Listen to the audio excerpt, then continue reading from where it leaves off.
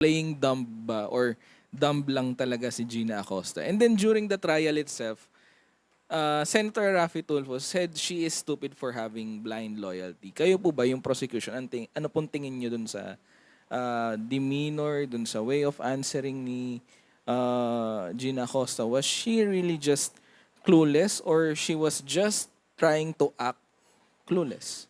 Coach, obvious naman yung sagot niya eh. Dekahon. 'Di ba? Wala naman tinanong doon. Lahat, iisa lang ang sagot niya. Kahit ano itanong mo sa kanya, iisa lang ang sagot niya. Ang turo kay Colonel La Chica. Do you share the same? Siguro what I'll say is, when appreciating a witness's testimony, tinitignan din ng korte dapat, no, kung credible ba yung witness, no, kasama na din dyan yung manner ng pagsagot niya. Kanina, may magandang or relevant na palabas, no, si Senator Tulfo na ang experience pala niya noon, naging interpreter siya ng sangguniang panglungsod. So far as I know, ang official language naman sa lahat, English or Filipino, no? So, paano ka magiging, I'm sure, magiging kasama yan sa pagtitimbang na gagawin ng senator judges kung nagiging honest ba siya, forthright ba siya sa pagsagot, no? Dahil naging interpreter pala siya. Stenographer. At alam naman natin, stenographer, dapat napakabilis niya, no? Kasi rini-record mo nga habang nagsasalita sila.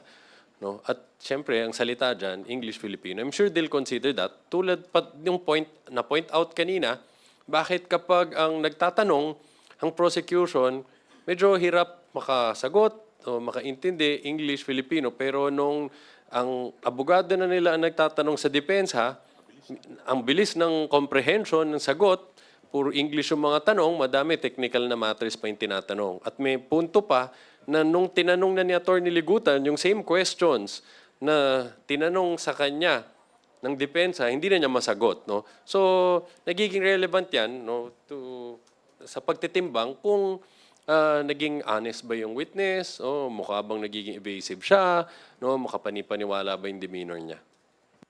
Una-una, kung mapapansin ninyo, napansin din ng mga senador. In fact, kung hindi ako nagkakamali, si Senator Tito Soto ang nagsabi na ang sagot may template. 'Di ba? So, ano yung ibig sabihin ng template? 'Di ba dekahon?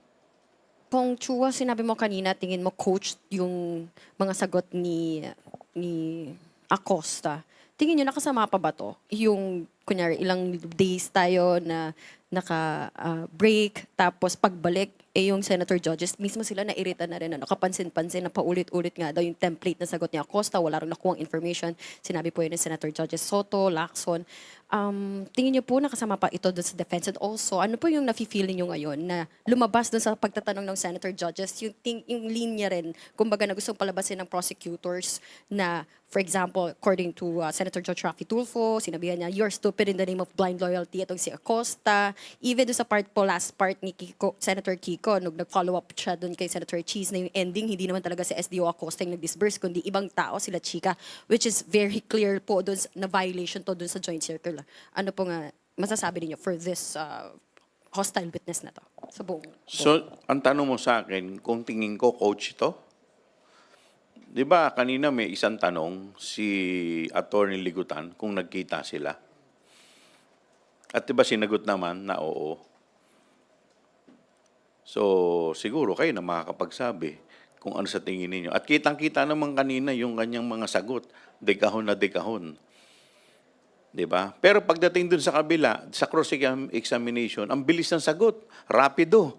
Hindi pa yata tapos yung tanong, sumasagot na. Ganun siya kabilis kanina. At English, straight English yung tanong ng defense.